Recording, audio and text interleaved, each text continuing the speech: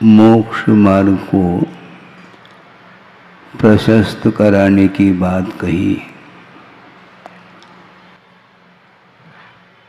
और मोक्ष मार्ग को मैं प्रशस्त कर दूं, उसके पहले मैं ये कहना चाहता हूँ, गुरुदेव ने जो मार्ग प्रशस्त किया है वह मार्ग प्रशस्त बना रहे, इतना ही काफ़ी है। क्योंकि मार्ग प्रशस्त करने वाले उस मार्ग पर चल कर के और हृदय से आत्म साधना करते हुए विश्व को मार्ग दिखाया है और हमें दिखाना नहीं, मात्र चलना है। हम चलने का प्रयास करें तो मार्ग सुरक्षित रह सकता है। मार्ग की व्याख्या करना साहित्य के आधार से, कलाओं के माध्यम से उस मार्ग को बताना अलग वस्तु है, किंतु उस मार्ग पर चलते हुए आत्मा का दर्शन करना वस्तुतः वह प्रशस्त मार्ग माना जाता है। ज़्यादा समय नहीं है, काफ़ी समय हुआ है, लेकिन फिर भी साल में एक बार कम से कम आयोजन की अपेक्षा से स्मरण करने का अवसर मिलता है। वैसे प्रतिदिन गुरु का स्मरण हम और आप लोगों को करना चाहिए। सामूहिक रूप से प्रभावना का अंग बनता है और दिगंत तक वह मार्ग की प्रभावना बढ़ती चली जाती है। अज्ञान अंधकार छाया हुआ है, उसको दूर करते हुए यथा योग यथा शक्ति जो साधना करने में निरत रहता है, उसके माध्यम से ही प्रभावना निरंतर बढ़ती रहती है। सन 68 में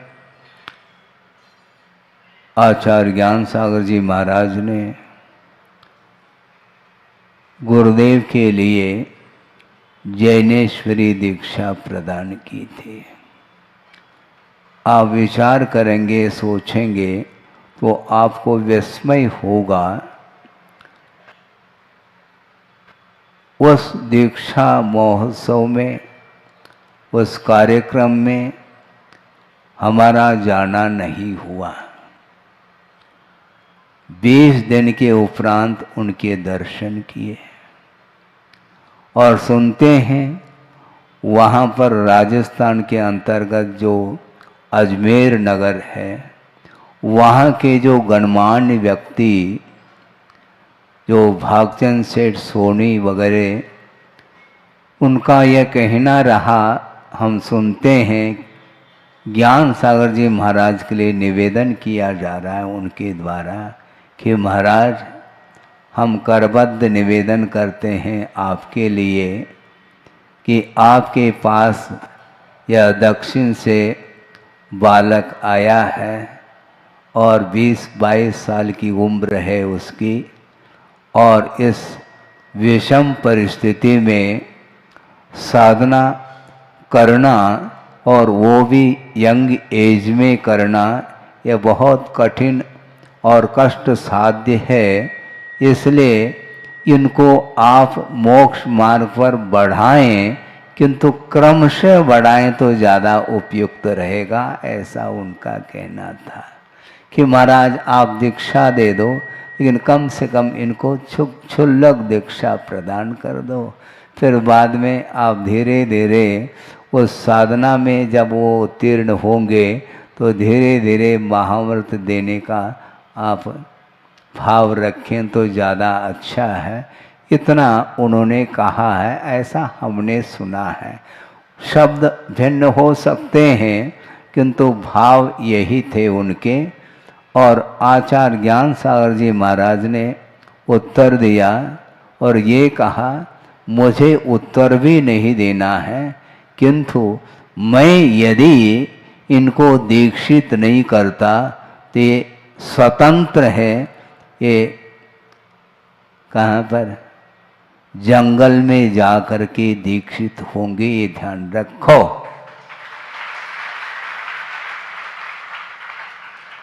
क्योंकि जिसके जीवन में वैराग उमड़ रहा होता है, उस वैराग को कोई भी रोकने वाला नहीं, मैं कैसा रोक सकता। और 11 महीने के अंदर हमने पूरी तरह से परीक्षा कर ली है।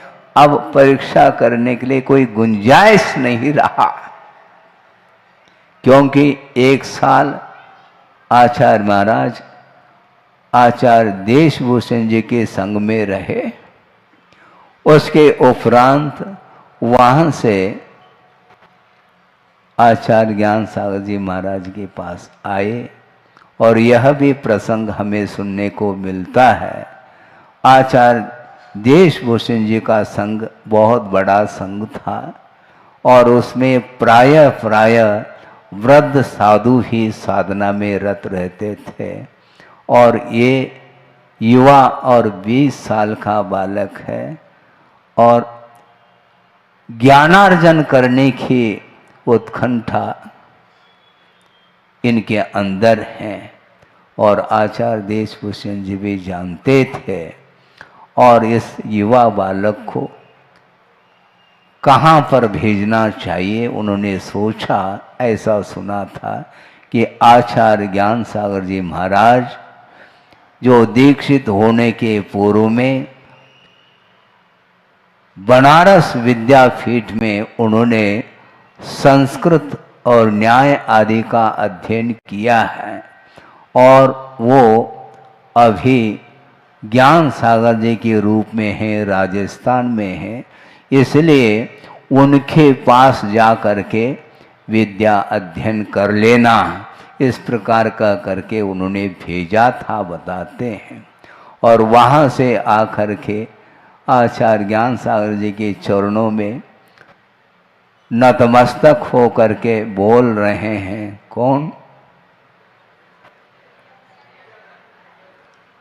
कौन बोल रहे हैं? विद्यासागर नहीं, विद्याधर। उस समय आचार्य ज्ञान सागर जी महाराज ने ये कहा है कि बहुत विलंब हो गया है आने में। इसलिए कहा क्योंकि मेरी उम्र बढ़ रही है, 75 को पार मैं कर रहा हूँ और आपकी उम्र कितनी है? नाती के समान है। लेकिन फिर भी कहा यह जा रहा है कि आप विलंब कर गए।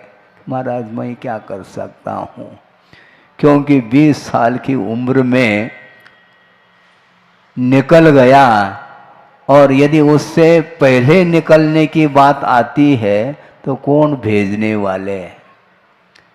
8-9 साल में वैराग्य हो सकता है, इसमें कोई दो राय नहीं, क्योंकि आगम में भी उल्लेख मिलता है 8 साल अंतर्मुक्त के उपरांत सम्यक दर्शन को उत्पन्न करने की योग्यता आ जाती है। किंतु उस अल्प उम्र में वैराग्य तो हो सकता है, किंतु वैराग्य को कौन जान सकता है और कौन छोड़ सकता है। इसलिए थोड़ी बहुत उम्र बढ़ने के बाद ही मैं निकल चुका हूँ और आपके अलावा और कोई अन्यत्र जाना मेरा मन नहीं कर रहा है।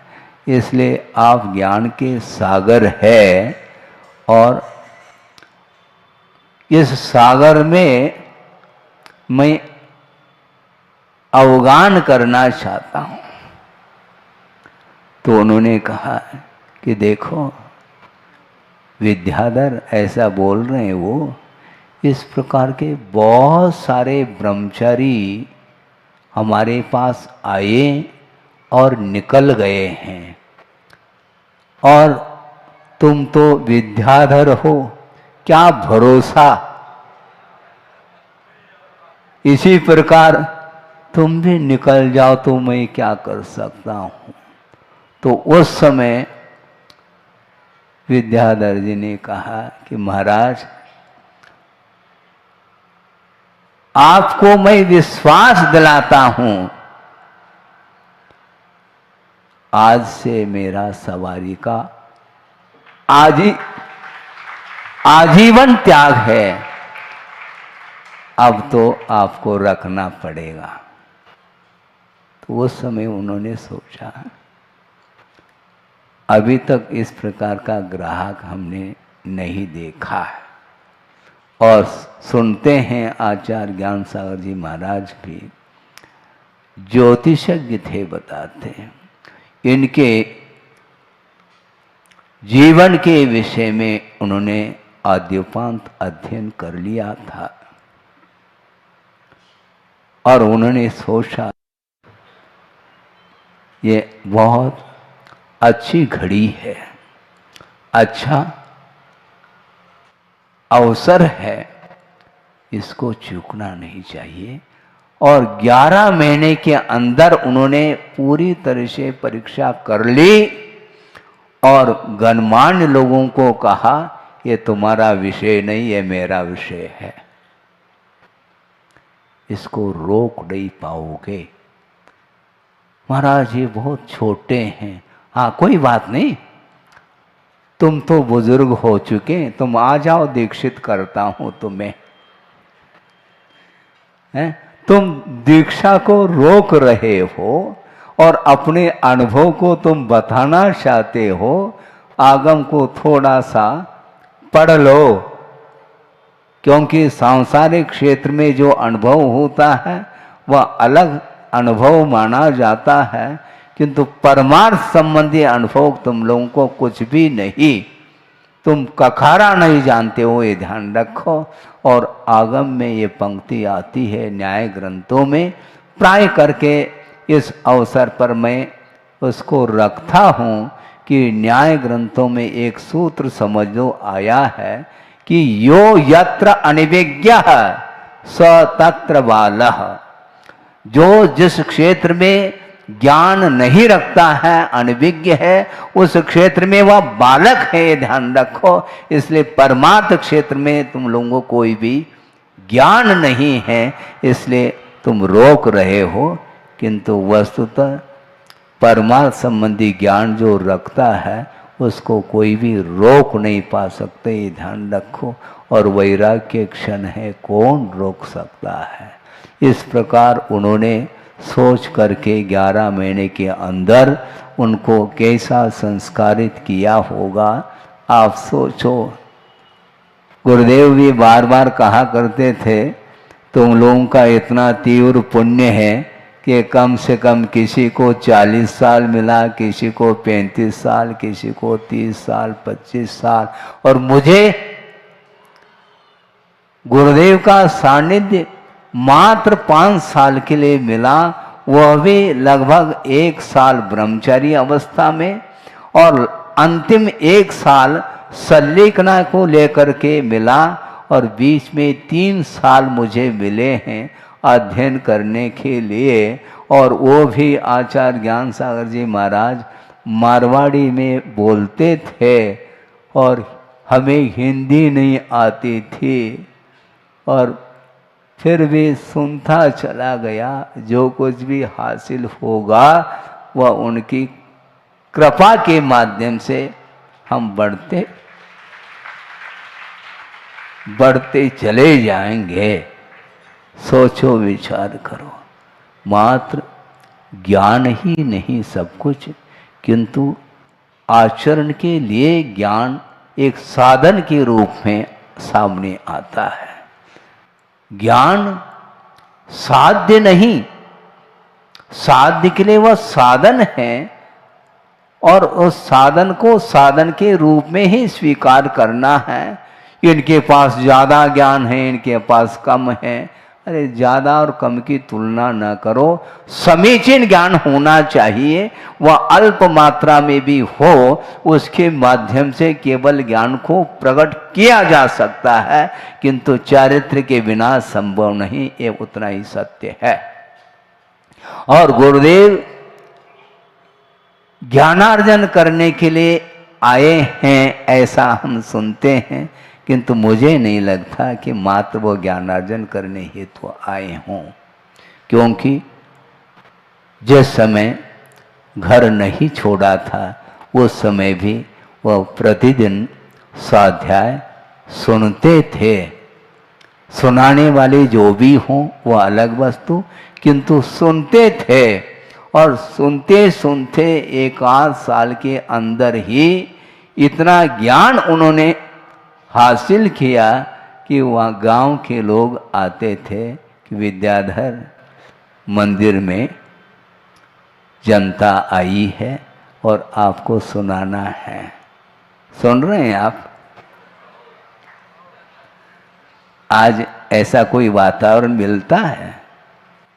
उस समय आज के कितने साल पूर्व, 50-60 साल पूर्व की बात है। और क्या संस्कार उनको प्राप्त हुआ होगा। आचार्य श्याम सागर जी के दर्शन करने का भी उन्हें अवसर मिला, ऐसा सुनते हैं। उस समय बहुत अल्प उम्र थे, लेकिन उनके सानिध्य पा करके जो कुछ भी उनके वचन उनके कान तक पहुंच गए उतना ही पर्याप्त था। और वैराग्य की वह घड़ी सामने आती है और 20 साल की उम्र में एकाकी हो करके आगे बढ़ते चले गए। उनको किसी भी प्रकार से कोई भीति नहीं, क्योंकि जो व्यक्ति अच्छे मोक्ष मार्ग के उद्देश्य को लेकर के आगे बढ़ रहा है तो उसके लिए भीति किस बात की होगी। समय ज़्यादा न हो, संक्षेप कर रहा हूँ। इस प्रकार आचार्य ज्ञान सागर जी महाराज ने आचार्य महाराज के लिए जो संस्कार दिए हैं, और सबसे महत्वपूर्ण यह विषय आपके सामने रख रहा हूँ, वह यह है कि आचार्य ज्ञान सागर जी महाराज लगभग 80 को छूने को है। उस समय उन्हें आचार्य पद मिला। कई व्यक्तियों के मन में विकल्प आ सकता कि 80 साल की उम्र में आचार्य बनने की क्या आवश्यकता थी। बिल्कुल आवश्यकता थी। वो आचार्य पद पर आरूढ़ नहीं होना चाहते थे, किंतु एक बालक जो नवदीक्षित है उनको प्रदान करना है।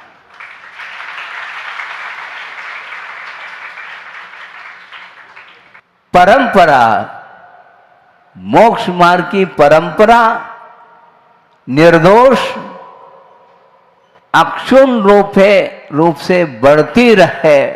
वह मोक्ष मार्ग निरंतर उस पर चलने वाले मुमुक्षु भव्य जीव आएंगे। उनका यदि कल्याण होगा तो इसी आचार्य पद के माध्यम से होगा।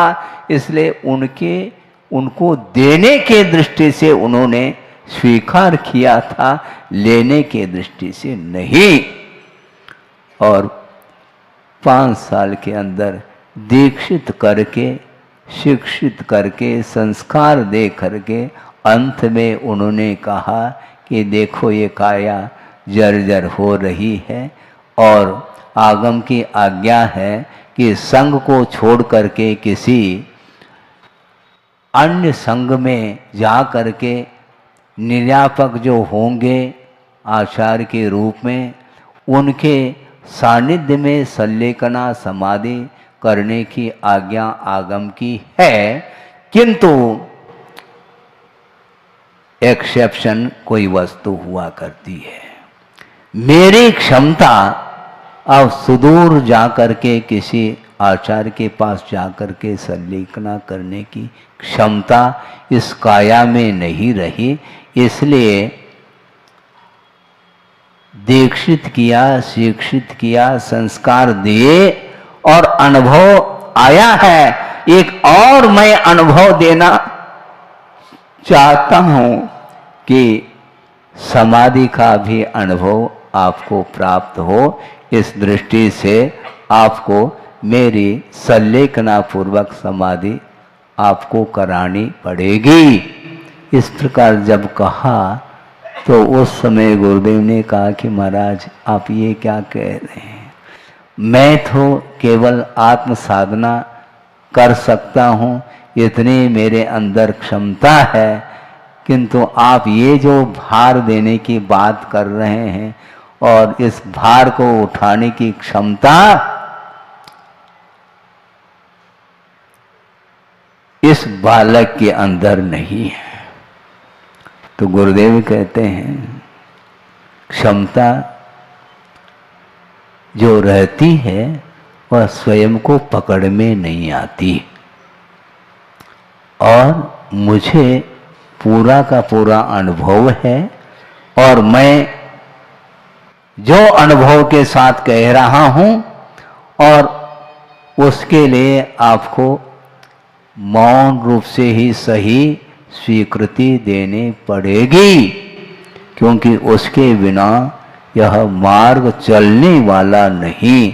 तो उसके उपरांत जब गुरुदेव कह रहे हैं तो गुरुदेव की आज्ञा का उल्लंघन करना संभव नहीं।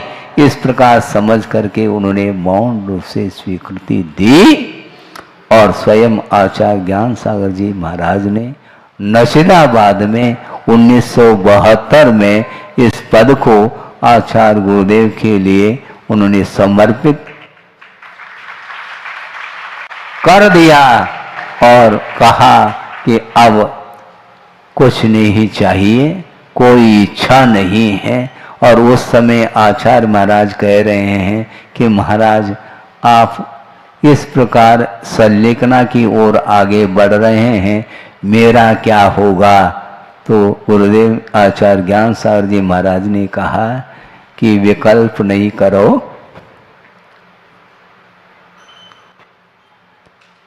विकल्प नहीं करो, मेरा आशीर्वाद है।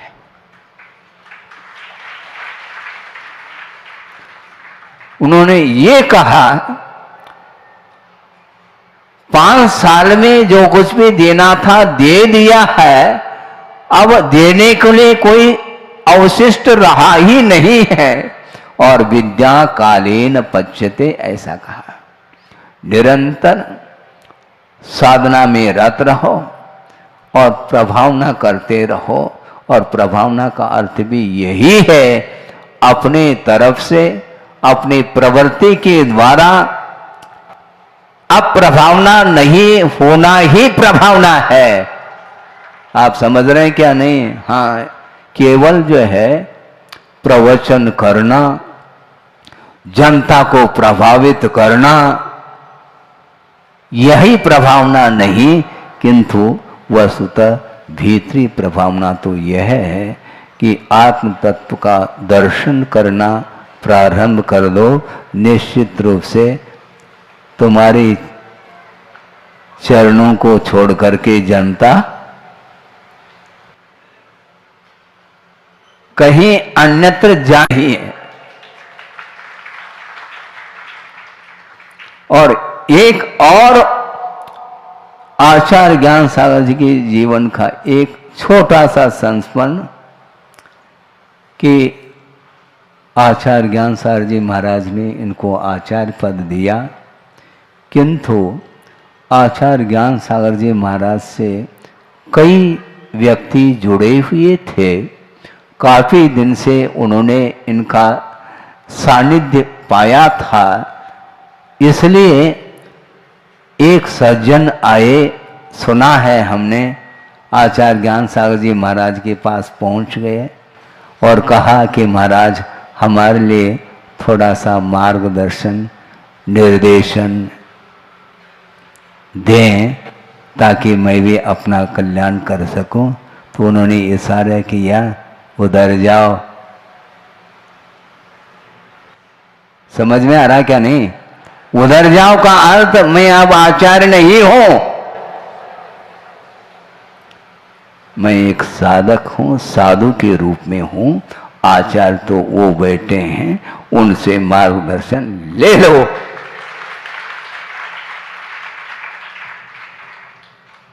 सोचो, विचार करो, कितना वर्णन करें, मन डूबना चाहता है और डूबते रहो। गुरुदेव ने कहा व्याख्यान करने के लिए बहुत समय अल्प मिलता है और व्याख्यान हम कर ही नहीं पाते हैं। 10:20 हुए हैं। आप लोगों को सोचना चाहिए, जब गुरुदेव के सानिध्य में, उनके संग में मेरा प्रवेश हुआ, उस समय गिनती के ब्रह्मचारी थे, 2-3 ब्रह्मचारी। उस समय मैं भी शामिल हुआ और योग सागर जी निर्यापक, वो भी संग में, दोनों एक साथ प्रवेश हुआ। उस समय देखा 4-5 ब्रह्मचारी हैं और एक क्षुल्लक थे और आचार्य महाराज और कोई भी संग नहीं। और आज देखते हैं तो क्या देख रहे हैं आप?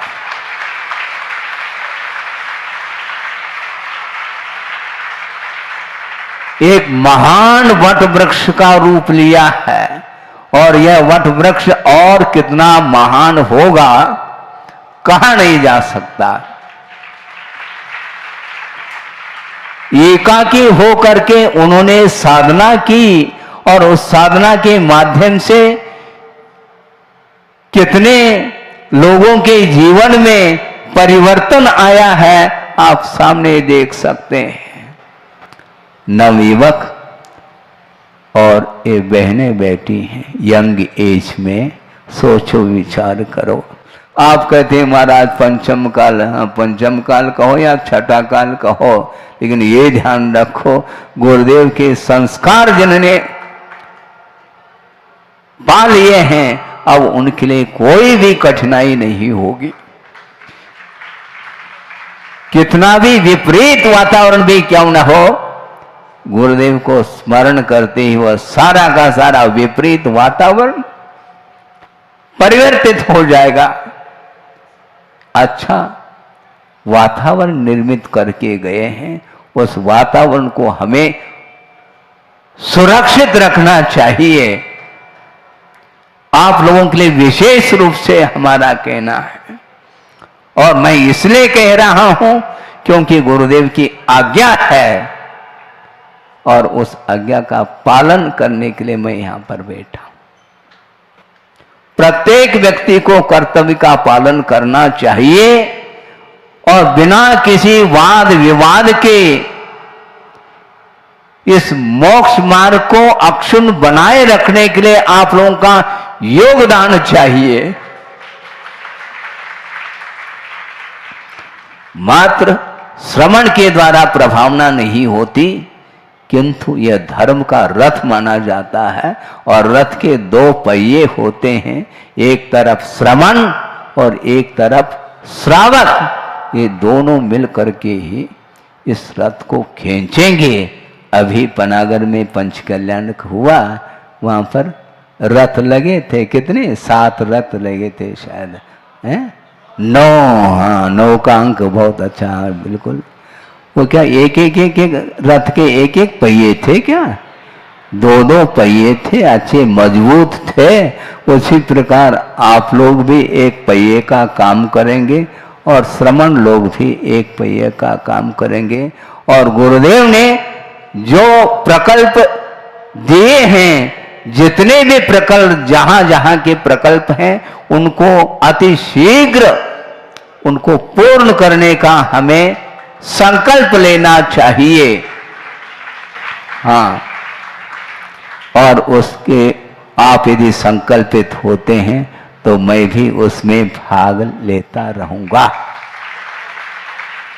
हाँ, लेकिन मैं भाग इतना ही ले पाऊंगा, करना आपको है। आप निर्माण करेंगे और हम दर्शक बन करके देखेंगे। एक भव्य जिनालय का निर्माण आप करने जा रहे हैं, पूर्ण आयु का प्रकल्प भी आपके सामने है। और प्रतिभा स्थली जो कि अभी शंभू सागर जी निर्यापक ने कहा कि कितने 4-4, 5-5 इसकी शाखाएं हैं, निरंतर और शाखाएं बढ़ती चली जा रही हैं, उनकी संख्या निरंतर बढ़ रही है। वह सुचारू रूप से सारे सारे गुरुदेव के प्रकल्प और अभी अभी हथकरघा का भी प्रकल्प आपके सामने आया। इस प्रकार के अहिंसा के क्षेत्र में, शिक्षा के क्षेत्र में, चिकित्सा के क्षेत्र में और अनेक प्रकार के जो जनहित के क्षेत्र में जो गुरुदेव ने प्रकल्प दिए हैं, दयोदय जैसे, इन सारे सारे प्रकल्पों को अपने को निरंतर सारे सारे सांसारिक कार्यों को गौण करना पड़े, कोई बाधा नहीं, किंतु निरंतर मन से, वचन से, काय से, धन से आदि के माध्यम से इनको पूर्ण करने का आप संकल्प लें। और इसके माध्यम से जो आप प्रभावना करेंगे, ये प्रभावना न भूतो न भविष्यति वाली बात है, पक्की बात है। इतना कह करके मैं इस वक्तव्य को पूर्ण कर रहा हूँ।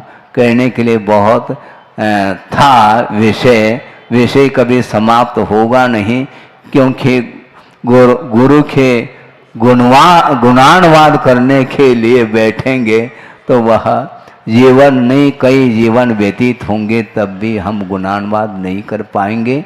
इसलिए अपने को बहुत निरीहता के साथ, निष्प्रियता के साथ, निरपेक्ष भाव के साथ गुरु की जो आज्ञा, उनके जो संकेत, उनके जो आदेश, उनके जो उपदेश, इन सब को आत्मसात करते हुए आगे बढ़ेंगे तो निश्चित रूप से निरंतर प्रभावना और बढ़ती जाएगी, बढ़ती रहे। इस पवित्र भावना के साथ अहिंसा परमो धर्म की